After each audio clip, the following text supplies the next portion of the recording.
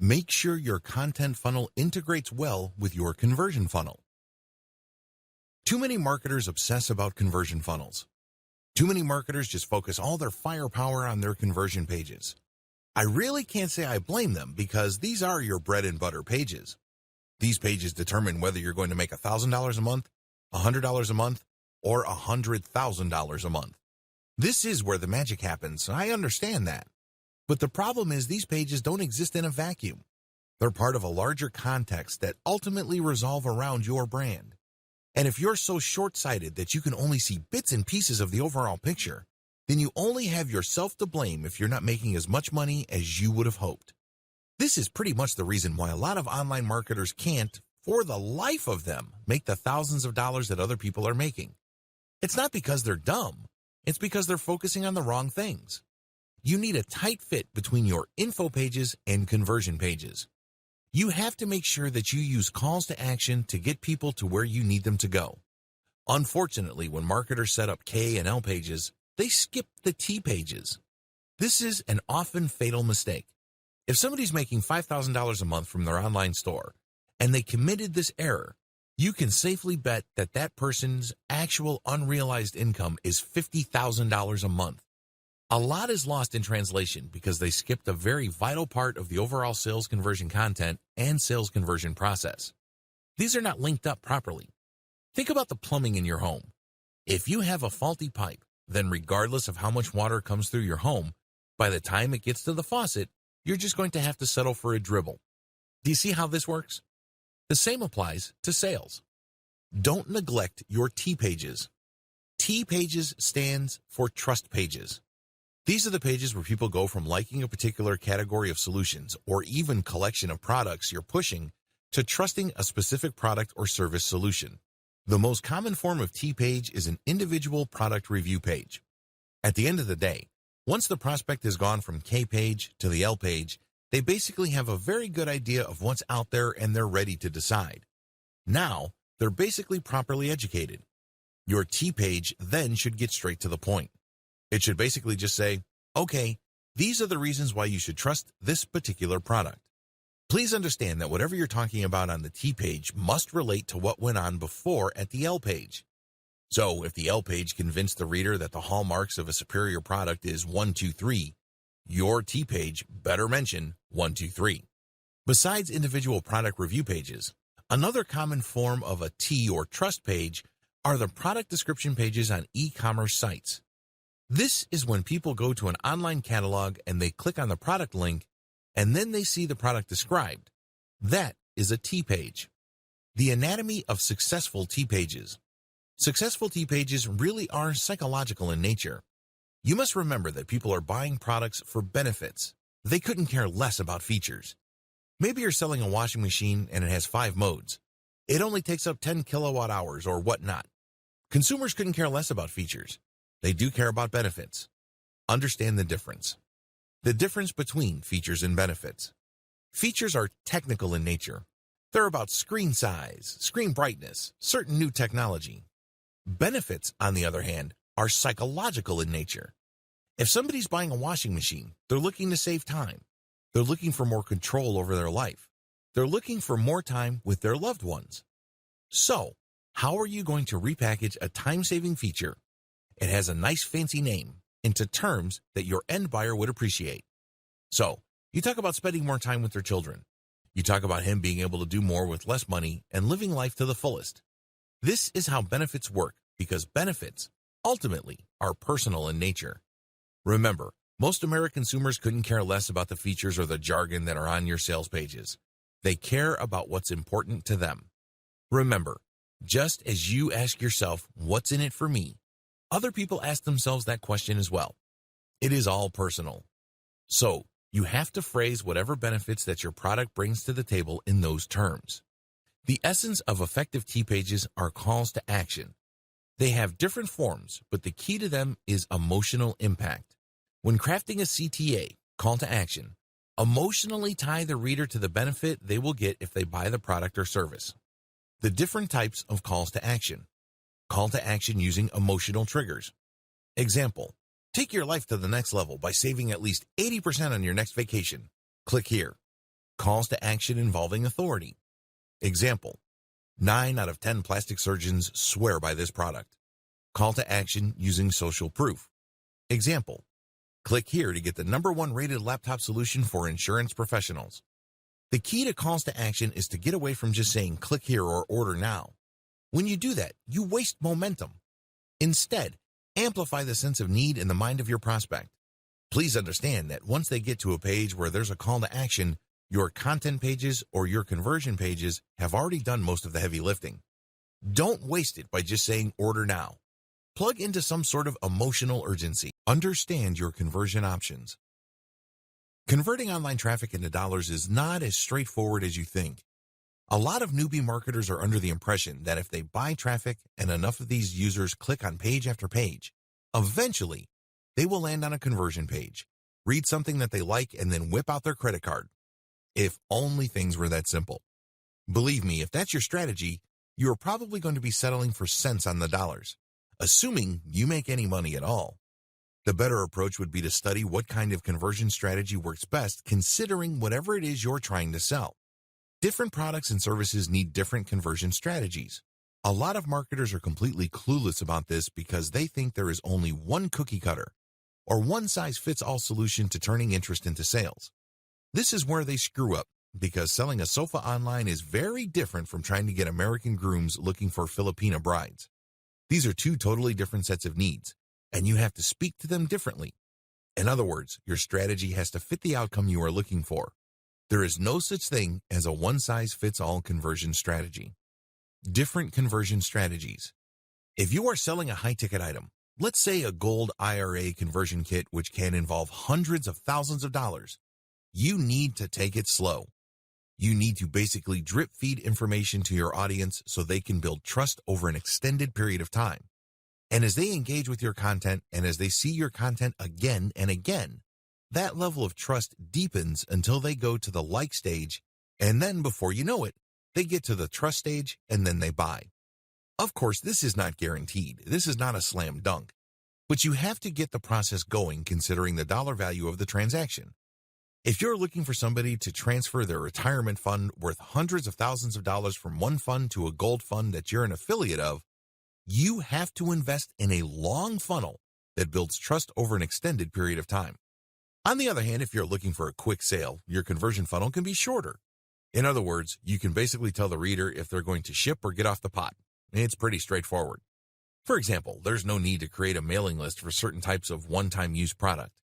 If people are just going to use a product once, either they want it or they don't, because if you're going to build a mailing list which sends them update after update to try to remind them and push them closer and closer to the conversion end of the content funnel, you might not get there. It turns out that the reason why they got on your list in the first place is because they want your freebie or your lead magnet. There are very different conversion strategies, and each of these is manifested in different funnels. At the very least, there are 3. Page only. This model just uses one page to convert traffic. It doesn't matter whether the traffic is free, organic, or paid. This conversion strategy just uses one page to convert the visitor. Pay attention to how sales pages are set up. They're quite clever. They would start with an attention-grabbing header, and then they would try to pull the reader down the page. They would use all sorts of tricks to build credibility and stoke demand for their product that is being pushed. They would use testimonials. They would use fancy graphs. Whatever the case may be, the idea is when a person manages to read all the way through that page, other people didn't make it all the way through. In other words, that page acted as a funnel. Basically, it filtered people who were not really all that serious. Usually, the people who really want to buy your stuff or who could be influenced to buy your stuff make it all the way through. That's how you should set up your conversion page. Content plus sales page. The content plus sales page model uses a variety of content using the KLT process, and once people end up on the T content pages, they are pushed to the conversion page. Generally speaking, the sales page that are tied into a series of content pages or a content funnel tend to be shorter. Why? Most of the heavy lifting is already done by the T content pages. By dumping them into a page-only type sales page, you might actually end up contradicting yourself or losing the attention of your potential buyer. At the very least, you run the risk of losing momentum, so don't do it. Content plus email capture page. This is pretty much the same as the category above, but instead of the sales page, it leads to an email capture page. Your product or service offering also determines your mailing list incentives. As I've mentioned above, you don't necessarily have to build a mailing list for all sales funnels. Forget what other self-proclaimed marketing gurus tell you. Some people would always tell you that you need to build a mailing list.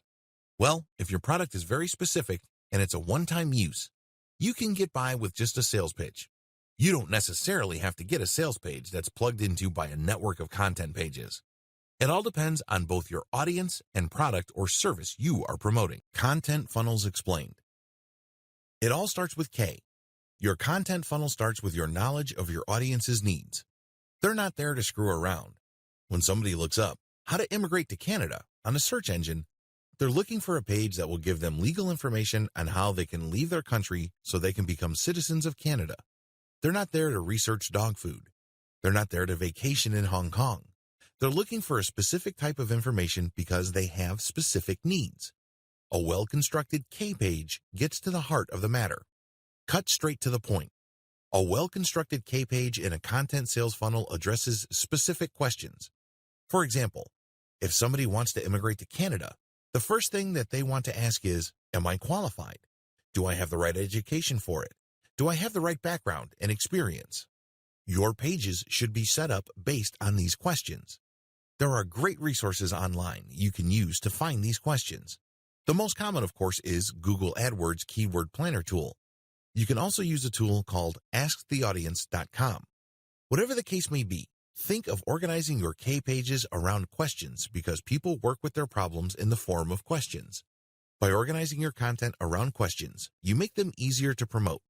Please understand that the human mind tends to navigate and process information in two forms: questions and stories. It's much easier to produce content based on questions. They're short, they're choppy, and they're easy to process. Why should you do things this way? If you paid attention to the way you yourself process information from the internet on your mobile device, you would understand this clearly. When was the last time you opened your Twitter app on your mobile device and just read everything very carefully? Probably never. Instead, most people would scan. They would basically just keep scrolling down their Facebook timeline, and then if they see a keyword or an image, then they'd stop.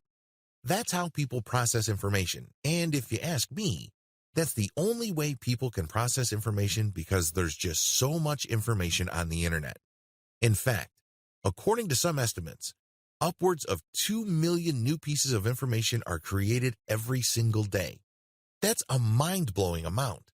So, people have developed coping mechanisms, and one of them is just scanning.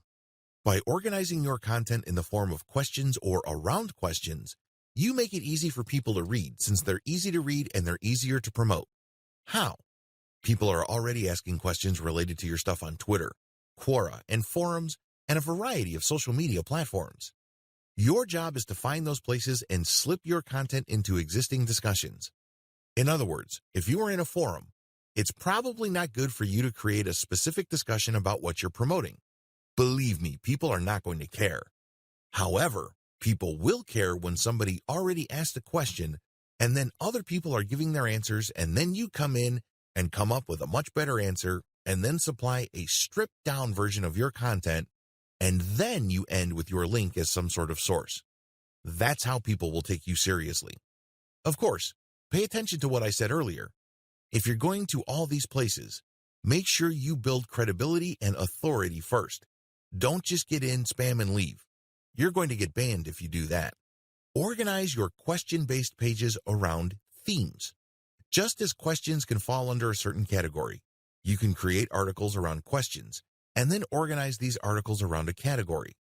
This is not just a housekeeping tip. You're doing this so you can maximize the value of each page. Interlink your K pages in your content sales funnel for maximum effect. You can't just interlink saying that there's another page somewhere in your website. You have to organize these links based on questions or concerns and tie them around certain themes that you know your audience members would be interested in. Make each page count. Don't just write content just because you have nothing else better to do. Every single word, every single paragraph, every single page must have a purpose. That purpose should be obvious to you by now. Your purpose is to push people down the conversion funnel. Whether you are using a content funnel or an actual conversion funnel, your job with every new piece of content is to push them down to the next step, and the best way to do this is to amplify their desire or respect for your authority. Basically, you get them excited about the next step. To put this in practical terms, please understand that when people are looking for a basic question, they usually have another question in the back of their mind. For example, somebody goes to your pizza website because you have a page on how to bake a Napoli pizza. So, your first page lays out information regarding what a Napoli pizza is and a basic recipe. Pretty straightforward. However, you call people to action with key questions like how to get the right heat temperatures for your Napoli pizza, how to make sure you don't scorch the bottom of your pizza. In other words, you start with general information that clues people in. That's what they are looking for. Nonetheless, once they get that, they're going to be impressed because now you're drilling down. They know that once they start making their own Napoli pizza, there will be issues that would come up. Let me tell you, when I got a pizza recipe on the internet and I did it, it wasn't like the Pinterest pictures that I saw online. Not even close. Why? Because I didn't drill down and up. I didn't know about scorching the flour. I didn't know about manipulating the dough so there's no gooey, uncooked portion in the middle, that kind of thing. That's what people are going to be looking for because now you've given them basic information and then you're cluing them in by saying, well, there are other stuff that you need to know, and if you don't do these, you're not going to get the results that you're looking for. So people who are truly interested in the topic will start seeing those, and basically, you are calling them to action to click deeper and deeper into the bowels of your website. Compare this to basically just random interlinking where you go from one page to just another regular page, which may not be all that related. You're not going to be building authority. People are just going to bounce out of that page because that's not the information they're looking for. You have to start with a general question and then create subsidiary pages that are based on closely related questions, and this maintains the interest of the person and then actually amplifies their desire for a specific product or solution later on. That's how you build trust and credibility at the same time. When they click on these links, they find themselves deeper and deeper into your website, and they give themselves more opportunities to really absorb the knowledge that you are giving them. The whole point here is to demonstrate to them that you are sufficiently knowledgeable about your niche. If you're able to do this, then you start building trust. They then are more likely to like your take on their problem. Establish credibility and authority by using multimedia. As the old saying goes, a picture is worth 1,000 words. This means that if you really want to maximize the amount of authority and credibility you're building in the minds of your target audience members, you need to use the power of multimedia. I am, of course, talking about videos, pictures, diagrams, infographics, you name it. This not only makes your content easier to read, it also makes sure that people aren't bored by your content. Please understand that most people now view online content through mobile devices. They don't have all the time in the world to keep scrolling as you crank out massive blocks of text. You might want to break those pieces of text up. You may want to shorten those pieces of text and break up the boredom by using a picture, a diagram, or a video. If you do this, you are more likely to keep them on the same page, and you also increase the likelihood that they will click on a link to get deeper and deeper into your website. A quick word about third-party multimedia content. Please don't interpret what I just said in the section above into some sort of mad dash to appropriate other people's intellectual property.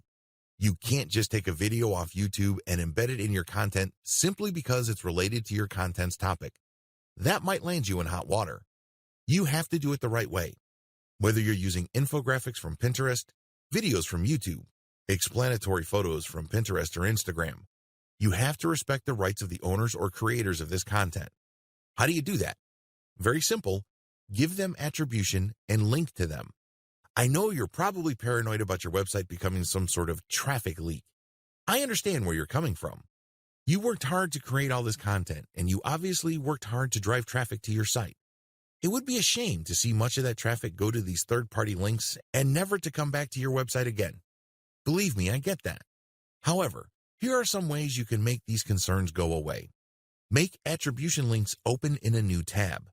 If you're worried about losing traffic because of your attribution links, make those links open a new tab. This way, when a visitor to your website clicks on that link, a new tab is created. Your tab is still open. You haven't lost that person. They can look at that content. Check out the website that created the infographic that they're interested in. And then once they're done, they can close that and go back to your site. Pretty straightforward. Use materials from non-competitors. This is the most important piece of advice I can give you in regard to third-party multimedia content. Remember, you're using this multimedia content to make your content more interesting. You're using it to add life and context to your content. However, if you don't get the content from the right people, you will end up promoting your competitors. Who wants to do that? These people are basically pushing the same products and services as you. You just made their lives easier. I'm sure that's not your goal, right? The best way to do this is to look at the different infographics, videos, and explanatory photos and other multimedia elements that are closely related to your content, and then look at their sources. Are they directly competing with you, or are they kind of a general knowledge site that is basically just monetized by AdSense, or they are a nonprofit? If they're the latter, they're probably not competitors. They're not pushing a particular product. They're not doing a hard sell. So, use their content and attribute to them. If you play this right, you will create a win-win situation. They get traffic and awareness, and you get context and excitement for your content. Everybody can win, but you need to play the game the right way. The whole point of the K level of your content sales funnel is dwell time. What is dwell time? Dwell time is the term Google uses to describe the time people spend going from page to page on your website. Studies show that the longer the dwell time, the higher the chance the person will either come back, sign up for a mailing list, or even buy a product. In other words, the longer you keep somebody on your website reading articles and other content, the higher the chance you can convert that person into dollar bills. That's the bottom line. Remember, dwell time also helps your SEO. If you want to get more highly targeted traffic from search engines, maximize dwell time, because this is factored in by Google's RankBrain algorithm when it comes time to rank your website. The higher your dwell time, the higher your rank on Google.